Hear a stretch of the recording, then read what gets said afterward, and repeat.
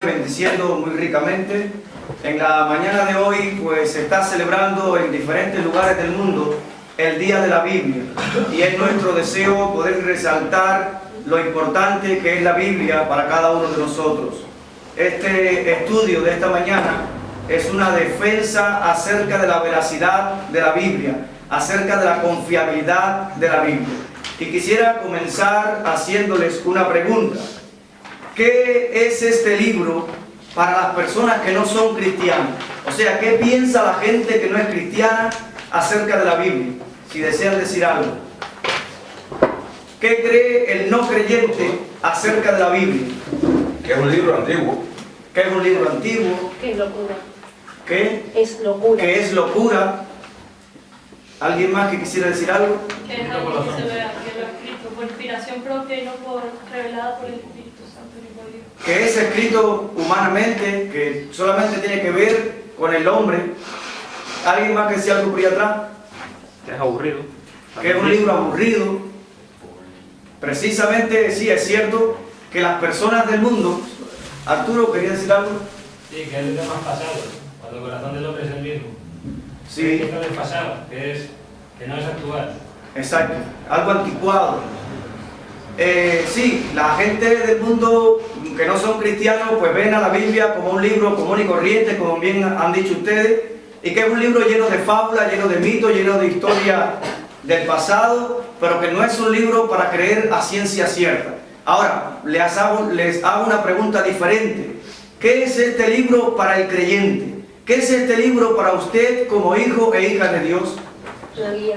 Una guía, un tesoro, la palabra de Dios, la espada de dos filos, Un libro sagrado que tenemos que cada día estamos aprendiendo más y más, la palabra de Dios. la palabra de Dios, un libro sagrado del cual estamos aprendiendo cada día más y más. Correcto, muy bien. La Biblia es sin duda la palabra de Dios, es la palabra de Dios. La palabra Biblia se deriva de una palabra griega que se pronuncia Biblia, cuyo significado es librito. Así que la Biblia es una colección de muchos libritos, o sea, es una pequeña biblioteca dividida en dos grandes secciones, Antiguo Testamento y Nuevo Testamento. El Antiguo Testamento consta de 39 libros, mientras que el Nuevo Testamento consta de 27 libros. En total suman 66 libros sagrados, 66 libros inspirados. Muchas personas piensan que el cristiano anda con una Biblia debajo del brazo y que no tenemos evidencia para demostrar la confiabilidad de la Biblia. Sin embargo, hoy analizaremos algunas evidencias tanto internas como externas que dan credibilidad, que apoyan la confiabilidad de las Escrituras. En primer lugar, para demostrar que una cosa no es cierta, para demostrar que una cosa es falsa, hay que ir primero y analizar su contenido, o sea, hay que analizarla internamente y de ahí entonces se llega a una conclusión si es verdad o no es verdad. Vamos a ir analizando en primer lugar las evidencias internas que nosotros tenemos acerca de la veracidad de la Biblia. En primer lugar, me gustaría decir que la Biblia es un libro para aceptar en nuestro corazón en primer lugar por la fe. En primer lugar por la fe, pero que también tenemos evidencias, como he dicho, tanto internas como externas, que apoyan la veracidad de la Biblia. La primera evidencia interna que deseo compartir en esta mañana es que la misma Biblia reclama ser inspirada por el Espíritu Santo. La palabra inspirada significa rociada o aspirada, como que Dios puso el mensaje en la mente de esas personas, de esos escritores, del mensaje que ellos debían escribir. Voy a decir algunos versículos que me sé de memoria porque tengo varios. Segunda de Timoteo, capítulo 3, versículos 16 y 17 dice: porque toda la Escritura es inspirada por Dios y útil para enseñar, para redarguir, para corregir, para instruir en justicia, a fin de que el hombre de Dios sea perfecto, enteramente preparado para toda buena obra. La Biblia misma reclama ser inspirada por Dios, pero también encontramos en Segunda de Pedro, que les invito a buscar, Segunda de Pedro, segunda carta del apóstol Pedro, capítulo número 1, versículo 19 al 21. Segunda de Pedro, capítulo número 1, los versículos del 19 al 21. Dice así: tenemos también la palabra profética más segura, a la cual hacéis bien en estar atento como a una antorcha que alumbra el lugar oscuro, hasta que el día esclarezca y el lucero de la mañana salga en vuestros corazones, entendiendo primero esto, que ninguna profecía de la Escritura es de interpretación privada, porque nunca la profecía fue traída por voluntad humana, sino que los santos hombres de Dios hablaron siendo inspirados por el Espíritu Santo.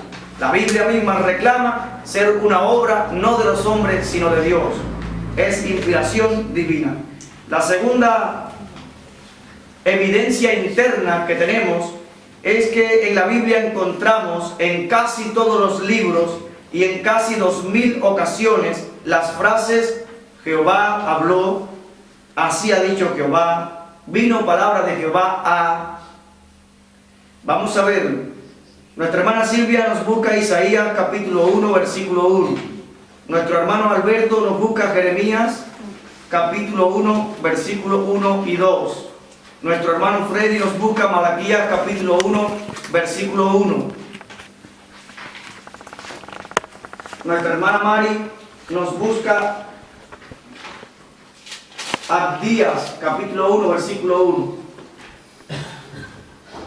Nuestro hermano Arturo nos busca Ezequiel capítulo 1, del versículo 1 al 3. Y Alfredo nos busca Miqueas capítulo 1, versículo 1.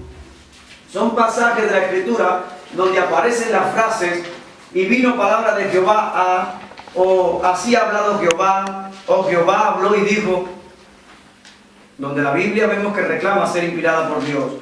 ¿Qué nos dice Isaías capítulo número 1, versículo 1 y 2?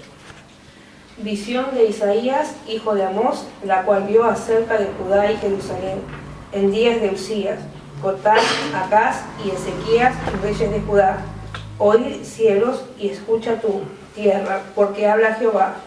Crié hijos y los engrandecí, y ellos se rebelaron contra mí. Dice, habla Jehová, porque habla Jehová. Lo está escribiendo un hombre, pero es la palabra de Dios. Jeremías, capítulo número 1, versículos 1 y 2. Las palabras de Jeremías, hijo de Hilcía, de los sacerdotes que estuvieron en Anatot, en tierra de Benjamín. Palabra de Jehová que le vino en los días de Josías, hijo de Amón, rey de Judá, en el año 13º de su reinado. Amén. Abdías 1:1. Hemos oído una noticia de parte del Señor y un mensajero ha sido enviado a las naciones diciendo: vamos, marchemos a la guerra contra ella. Así dice el Señor omnipotente acerca de Edom.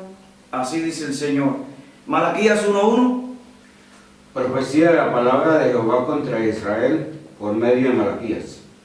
Amén. Ezequiel, capítulo número 1, versículo del 1 al 3. Aconteció en el año 30, en el mes cuarto, a los 5 días del mes, estando yo en medio de los cautivos, junto al río Quebar, los cielos se abrieron y vi visiones de Dios. En el 5º año de la deportación del rey Joaquín, a los 5 días del mes, vino palabra de Jehová al sacerdote Ezequiel, hijo de Buzi, en la tierra de los caldeos, junto al río Quebar. Vino allí sobre él la mano de Jehová. Amén. Vino palabra de Jehová sobre el profeta. Y entonces escribe. Y Miqueas 1:1. Palabra de Jehová que vino a Miqueas de Moresé en el día de Jotam, Acaz y Ezequías, reyes de Judá, y lo que vio sobre Samaria y Jerusalén. Amén. Palabra de Jehová. Entonces esto aparece aproximadamente como en 2000 ocasiones en casi todos los libros de la Biblia. Entonces hemos visto que la Biblia reclama ser inspirada por Dios, aparecen estas frases que reclaman ser inspirada por Dios, pero también una evidencia interna que poseemos acerca de la veracidad, acerca de la confiabilidad de la Biblia, son las profecías cumplidas. Esta es una de las evidencias internas más fuertes que poseemos para dar por sentado que la Biblia es un libro que salió directamente de la boca de Dios. No existe otro libro sobre la faz de la tierra capaz de decir con exactitud lo que va a ocurrir en 1000 años, 2000 años, 3000 años posteriores e incluso cosas que son para la eternidad. Por ejemplo, de las profecías cumplidas y todas las profecías que eran hasta el día de hoy, todas se han cumplido al 100%. Por ejemplo, en la Biblia encontramos aproximadamente 48 principales profecías que tratan acerca de Jesús y que por supuesto tuvieron con exactitud su cumplimiento. Por ejemplo, el lugar donde Jesús nacería, vamos a verlo, y nuestro hermano Ayose que nos busque Isaías 7:14, nuestro hermano Bolívar, nuestro hermano Miguel Ángel Mateo 2:1. Son algunas profecías. Silvia, Zacarías, capítulo 9, versículo 9. Nuestro hermano Alberto, Lucas 19, versículo 35 al 37. Hay muchas profecías. Alrededor de la persona de Jesús solamente unas 48 profecías principales.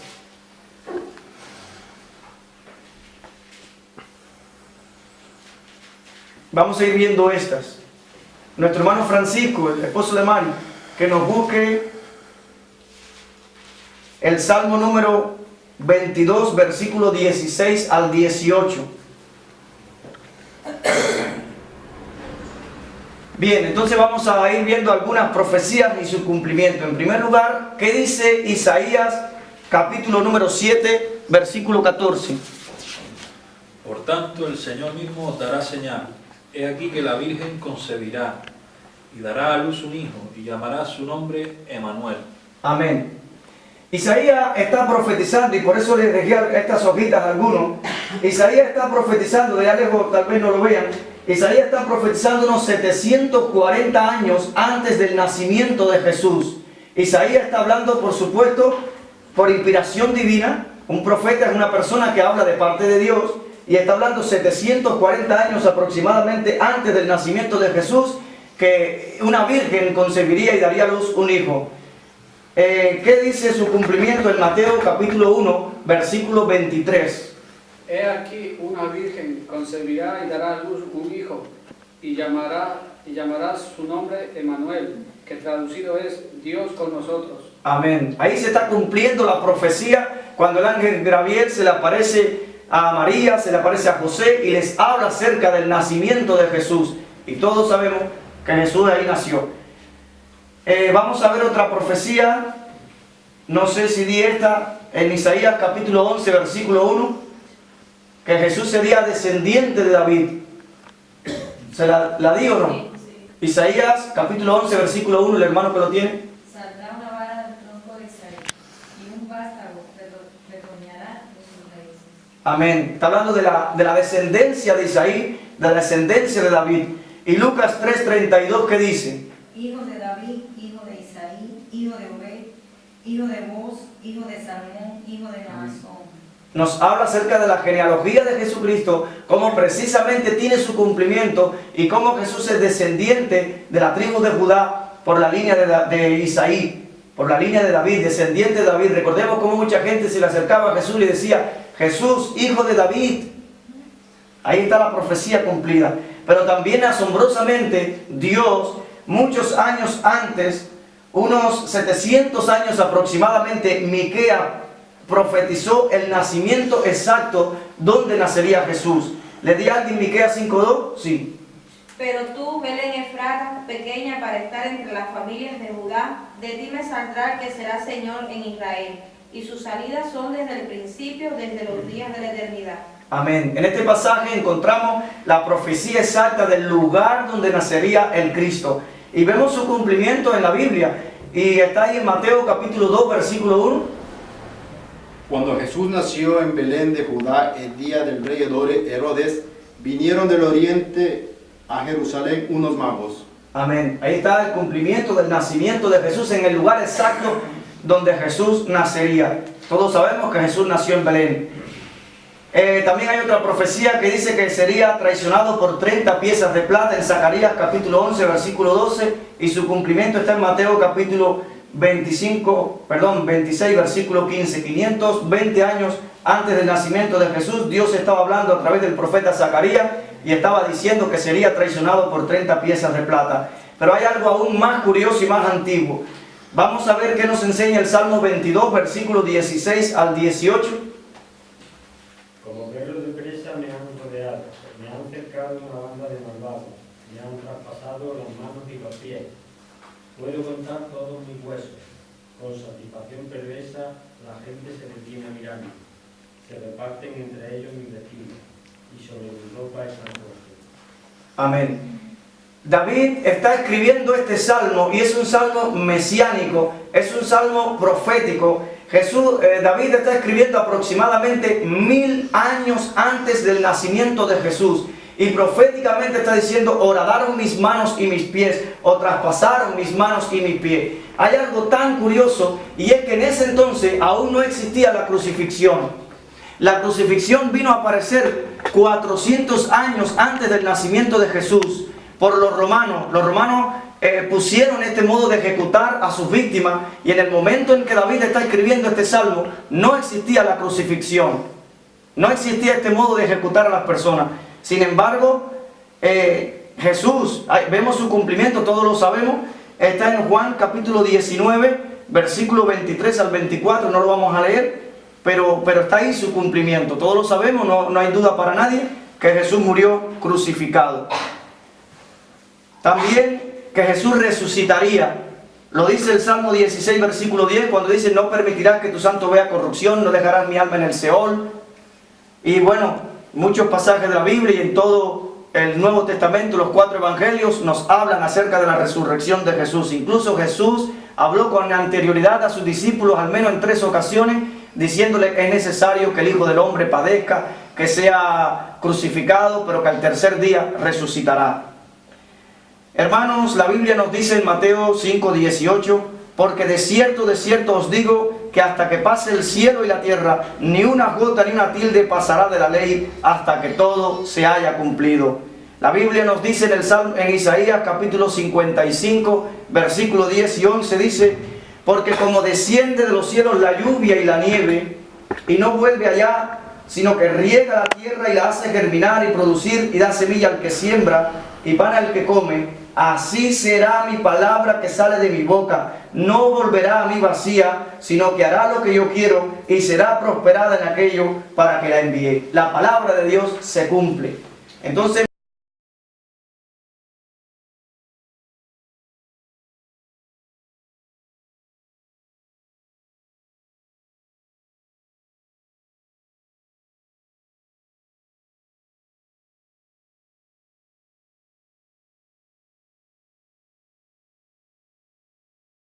graduados de la misma especialidad, Por ejemplo, vamos a Madrid y cogemos 10 jóvenes nacidos todos en Madrid, influenciados por una misma cultura, por un mismo idioma, y lo ponemos a esos 10 jóvenes graduados de la Universidad de Medicina, por ejemplo, y los vamos a poner a los 10 a escribir al menos una hoja acerca de la paz, un solo tema, acerca de la paz. Estamos convencidos que cuando estos 10 jóvenes terminen, no van a tener la misma idea. Estos 10 jóvenes, cada uno tiene su propio pensamiento. No van a concordar en todo lo que ellos dicen, estos 10 jóvenes. Estoy hablando de 10 jóvenes que van a salir graduados de la misma universidad, nacidos en el mismo lugar, de contemporáneos, gente influenciada por una misma cultura. Sin embargo, vamos a ver lo que dice la Biblia. La Biblia se escribió en un periodo de aproximadamente 1600 años. Aquí lo tengo. Por ejemplo, desde que Moisés comenzó a escribir aproximadamente en el año 1500 a.C. hasta que Juan concluye, Juan el apóstol termina de escribir el libro de Apocalipsis en el año 100 aproximadamente después de Cristo, hay un periodo de 1600 años. La Biblia fue escrita por alrededor de más de 40 autores diferentes, de diferentes clases sociales y oficios, como fueron reyes, como fueron pastores de ovejas, como fueron filósofos, pescadores, poetas, coperos, cobradores de impuestos, un médico, profetas, etc. La Biblia se escribió en lugares diferentes. Se escribió en el desierto, como pudo haber escrito Moisés. se escribió en cárceles, como pudo haber escrito el apóstol Pablo, se escribió en palacios, como pudo haber escrito Salomón, David, se escribió durante viajes, como pudo haber escrito Lucas, el libro de los Hechos, se escribió en tiempos de guerra, se escribió en tiempos de paz. La Biblia se escribió en 3 continentes diferentes: Asia, África y Europa. Se escribió en 3 idiomas diferentes: hebreo, arameo y griego. Habla de cientos de temas. La mayoría de los escritores, por supuesto, no se conocieron. Pero a pesar de todo ello, hay una continuidad sorprendente. No existe la menor contradicción.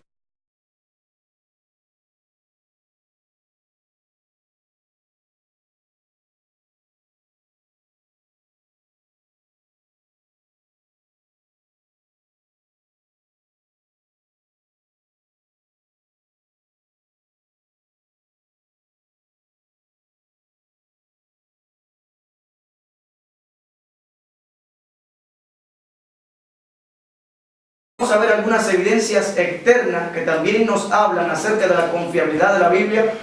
Y en primer lugar tenemos que la Biblia es un libro exactamente geográfico, exactamente histórico y también exactamente científico. A pesar de que el deseo de Dios a la hora de inspirar su palabra no fue enseñarnos geografía, cuando la Biblia habla de geografía es exacta.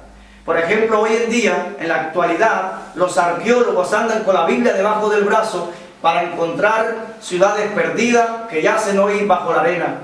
Usan todos sus utensilios de arqueólogo, pero también, a pesar de que no son cristianos, llevan la Biblia debajo del brazo, porque la Biblia es un mapa. Por ejemplo, cuando la Biblia nos dice que Israel salió de Egipto, cruzó el Mar Rojo, llegó al monte Sinaí, luego llegó al desierto, luego cruzó el Mar Rojo, luego entró en la tierra de Canaán. Cuando abrimos la Biblia y la Biblia nos narra eso y vemos eso geográficamente, es un libro exactamente geográfico.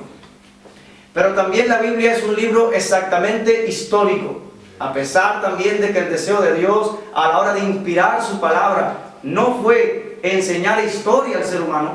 La Biblia, cuando habla de historia, es exacta. Por ejemplo, cuando hoy se analizan y se estudian la historia de algunos países, incluso antes de Cristo, y se compara y se habla, por ejemplo, de Nabucodonosor, se habla del imperio babilonio o babilónico, cuando se comienza a hablar de toda esa historia, de todos esos países, de la historia secular, la historia que es fuera de la Biblia, y te dice, bueno, el rey Nabucodonosor salió a la guerra y conquistó Jerusalén en el año tal, y te habla así todos esos países. Cuando se analiza y se compara con lo que dice la Biblia, es exactamente histórica. Es exactamente histórica. Cuando se hace una comparación de todos los pueblos, de todas las culturas que se mencionan en la Biblia, pues la Biblia no hay contradicción con la historia.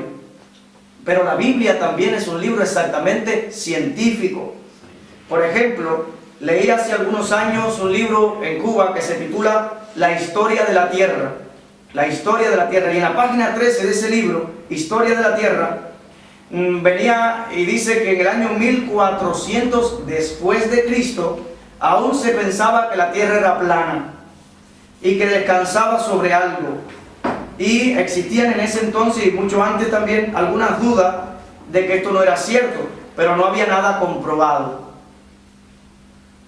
Existían esas dudas. Ahora, en la India, en los tiempos de Cristo, pensaban que la tierra era plana, que descansaba sobre una tortuga gigante, la cual estaba sobre 4 elefantes, y que cuando esos elefantes se movían, ocurría un temblor de tierra. Así pensaba el mundo de hace unos años atrás, de hace siglos atrás, de 1400 años después de Cristo. Los griegos decían que la tierra era un disco, o sea, un escudo plano rodeado de agua.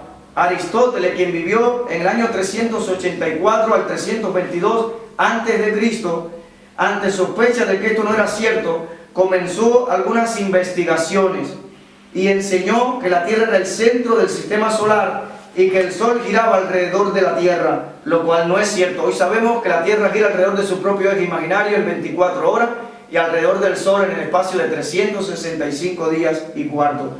Y no fue hasta 1492 después de Cristo, que Cristóbal Colón comienza su primer viaje para probar que existía un camino occidental hacia la India y construir también al mundo de la navegación, probando la redondez de la tierra, lo cual no tuvo éxito. Encontró las Américas, encontró Cuba, pero no tuvo éxito para lograr darle la vuelta al mundo. Luego, Fernando de Magallanes, un portugués, en el año 1519 hasta 1522 después de Cristo, logra darle la vuelta al mundo. Este hombre muere en la travesía en el año 1522. Y ahí existe un canal que se llama el Canal de Magallanes. Salieron alrededor de 243 personas en esta expedición con 5 barcos. Y llegaron 18 personas con tan solo un barco comandado por Sebastián Elcano el día 6 de septiembre de 1522 y completó la primera circunnavegación del globo, aportando pruebas experimentales acerca de la redondez de la Tierra. Galileo Galilei, un italiano astrónomo, filósofo, matemático y físico, que vivió de 1564 a 1642, realizó observaciones con el uso del telescopio y sospechaba también la redondez de la Tierra. Él observaba y miraba cómo los barcos, al alejarse, iban dejando de verse la parte inferior y solamente se iba viendo la parte superior, como que iba así. Y también hizo varias observaciones al cielo, y bueno, todos sabemos que hay una historia interesante acerca de su persona, cómo la Santa Inquisición quiso juzgarle porque ellos enseñaban otra cosa, y Galileo Galilei dijo ahí se retractó y dijo: la Tierra no es redonda, por supuesto es achatada de los polos, pero dicen que dijo bajito, pero se mueve. Y en una ocasión uno de sus alumnos le dijo: usted me ha engañado, siempre ha dicho que la Tierra es redonda, que me ha engañado. Y él dijo: la ciencia necesita científicos, no mártires. Son frases así un poco famosas que han pasado la historia.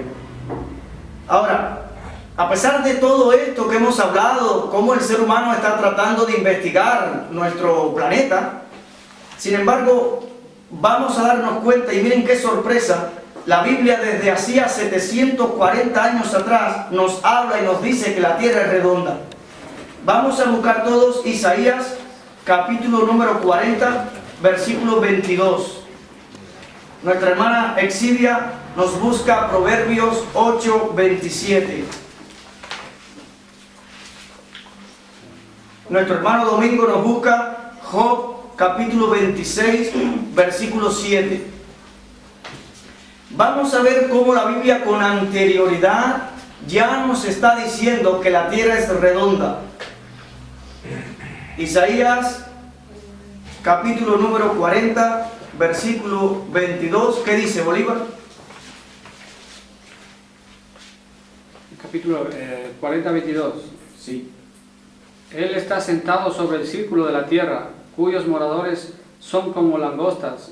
Él extiende los cielos como una cortina, los despliega como una tienda para morar. Amén. 740 años aproximadamente antes del nacimiento de Jesús, ya Dios estaba diciendo en su palabra que la tierra es circular.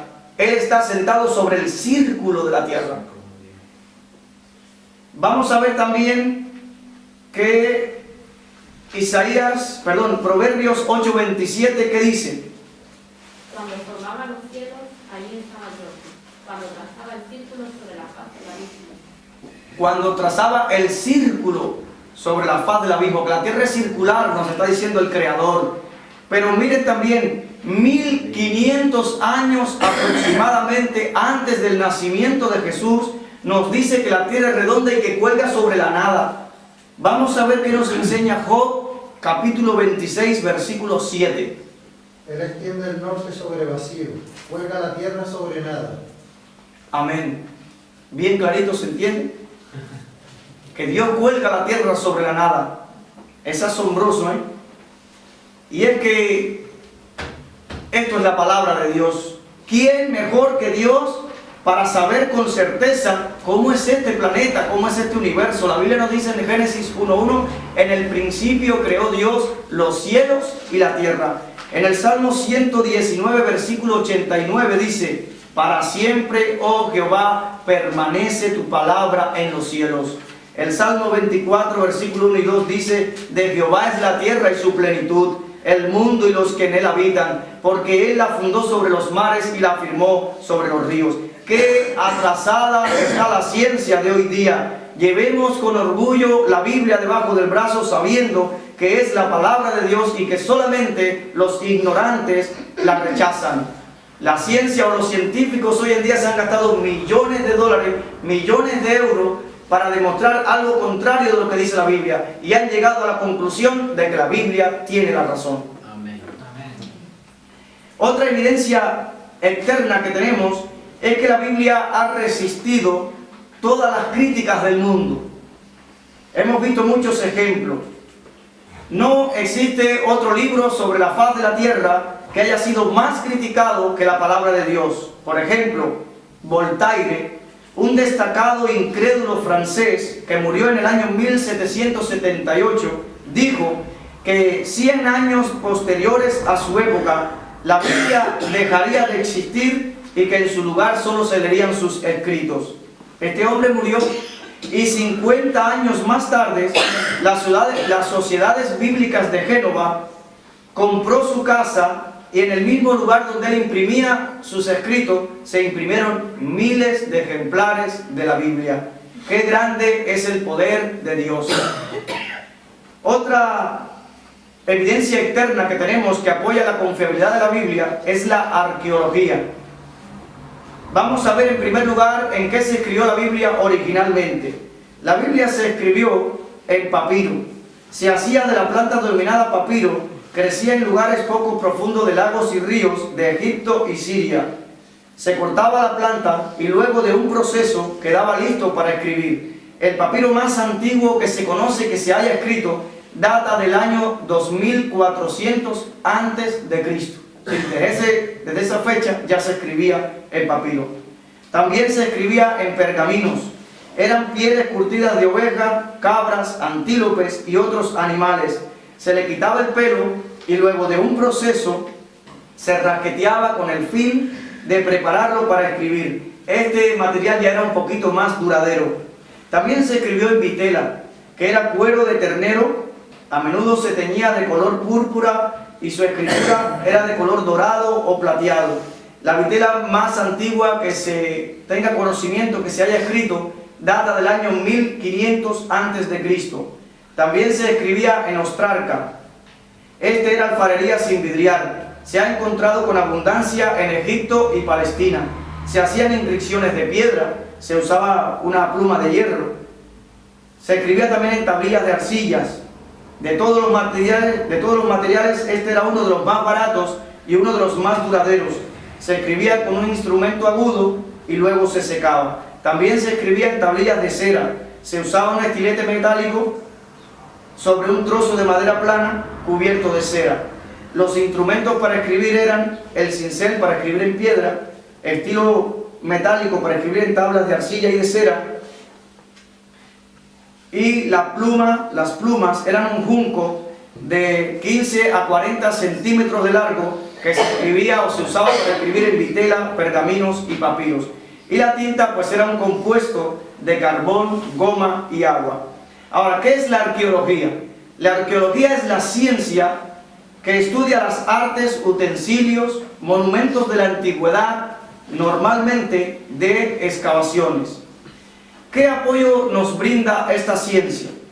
Bueno, tal vez la mayoría hemos leído o tenemos el libro Evidencias que siguen un veredicto. En el libro Evidencias que siguen un veredicto, escrito por Josh McDowell, en la página 59 y 60, nos narra la historia de un hallazgo arqueológico en las cuevas del Mar Muerto, en las cuevas del Qumran, que se encontró en el año 1947. Aquí en las hojitas fue este descubrimiento. Se dice que un hombre llamado Mahomet,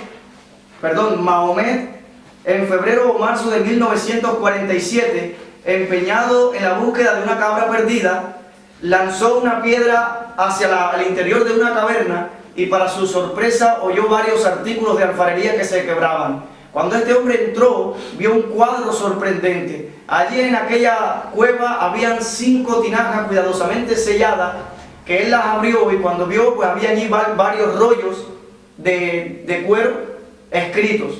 Él no sabía leer hebreo, se fue comunicando con el profesor de la universidad del lugar que sabía de hebreo, y comenzaron a enviar algunas fotos de aquellos hallazgos arqueológicos a Estados Unidos, y personas bien experimentadas en la materia, pues a vuelta de correo le escribieron: nuestro mayor saludo y abrazo por el mayor descubrimiento de manuscritos de los tiempos más antiguos.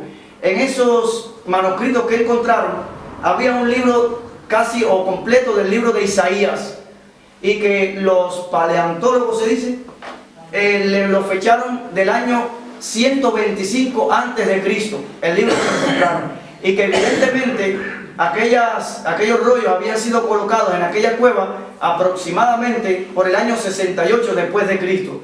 Todos sabemos que Nerón en ese año también pues desencadenó una gran persecución contra los cristianos. Los cristianos fueron muy perseguidos, y en muchas ocasiones se reunían, se congregaban en cuevas, estaban ocultos por temor a las persecuciones que se desataron contra los cristianos. Entonces este libro, pues este hallazgo nos habla acerca de la confiabilidad de la Biblia, porque cuando comparan el libro de Isaías de hace 125 años antes de Cristo, y que Isaías escribió 740 antes de Cristo, cuando lo comparan con el Isaías que tenemos hoy, pues no hay contradicción. Entonces ese hallazgo nos ayuda más acerca de la confiabilidad de la Biblia, porque hasta ese entonces los manuscritos que se poseían más antiguos datan del año 900 después de Cristo. Se tenía el temor que del año 900 después de Cristo hasta la fecha que se escribió para atrás, por ejemplo Isaías, hacia atrás, pues hay unos 1600 años aproximadamente, y se corría el temor de que haya sido un poquito alterado con los años, pero ese temor ya ahora es echado a un lado por los hallazgos arqueológicos de las cuevas del Mar Muerto. Aquí, bueno, en las hojitas encontramos todo eso escrito, que después pueden analizarlo un poquito en casa. Recordemos que el propio Jesús leyó el libro del profeta Isaías, cuando él dijo: el Espíritu del Señor está sobre mí, por cuanto me ha ungido para proclamar las buenas nuevas a los pobres, para sanar a los quebrantados de corazón. Jesús mismo leyó el libro del profeta Isaías en la ciudad de Nazaret, y cómo es asombroso todo el cumplimiento de la palabra de Dios. La Biblia nos dice en Isaías 48: sécase la hierba, marchítase la flor, mas la palabra del Dios nuestro permanece para siempre. Dios amorosamente ha cuidado su palabra, Dios ha conservado su palabra, y hoy podemos estar convencidos que lo que tenemos en nuestras manos es la palabra de Dios. Pero también la Biblia, una evidencia interna más, y en la última, la Biblia es poderosa para cambiar vidas. Es una evidencia interna que la Biblia es poderosa para cambiar vidas. No existe otro libro sobre la faz de la tierra que tenga esta peculiaridad de la Biblia. No existe una persona sobre la faz de la tierra que se haya leído la Biblia y haya terminado igual. La Biblia nos dice en el Salmo 19, versículo 7: la ley de Jehová es perfecta, que convierte el alma. El salmista decía en el Salmo 119, versículo 105: lámpara es a mis pies tu palabra y lumbrera a mi camino. Y bueno, terminar con las palabras del apóstol Pedro en segunda de Pedro, capítulo número 1, versículo 19, que dice, segunda de Pedro, capítulo 1, versículo 19,